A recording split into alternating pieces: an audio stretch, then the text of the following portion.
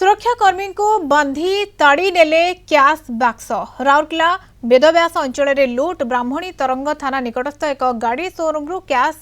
Box ताड़ी नहीं दुर्वृत्त गतकाली विलंबित राति 3 जन मुखा पिंधा दुर्वृत्त शोरूम रे पशि समस्त ड्र भांगी लुट्र समस्त दृश्य सीसीटीवी रेकर्ड होईछि। घटनास्थल में पुलिस और साइंटिफिक टीम पहुंची तदंत चलाई।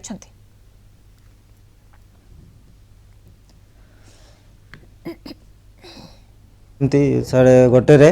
तो मुझे शुई आवाज है मुझे उठिकी गलापर से मैंने से स्क्रू बड़ वाला स्क्रू ड्राइवर हाथ ये धरिक लुहा वाला से मत अटैक कले मैंने मत धमक चमक कले फिर ठियाली से मैंने कौन कले कले मत चुपचाप बसी तो उठबनी किसी चिलाचिली करबनी से निर होकर रही से मैंने से सामान बक्स डबाटा काढ़ी जिते बाहर कलापर मत से गण हाथ को बांधीदे बांधिक आनिक आम सिक्यूरीटी रूम बाहर अच्छी गेट बाहर से मत पुराई सेटर बंद करदे। किंतु देखंतु राति 1:30 से माने पशिकी ताड़ीकी टार्गेट करिसेंती पूरा अकाउंट सेक्शन ड्रॉर खोली भांगी सबू जोठी जा डॉक्यूमेंट क्रेडिट कार्ड पूरा कैश बॉक्स गोटे एते बड़ हेवी बॉक्स आपण माने देखिथिबे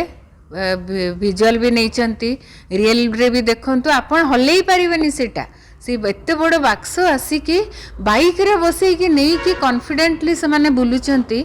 आउ कौन पेट्रोलिंग होची कि नहीं से जहाँ भी हो आमे तो अनसेफ हेबे।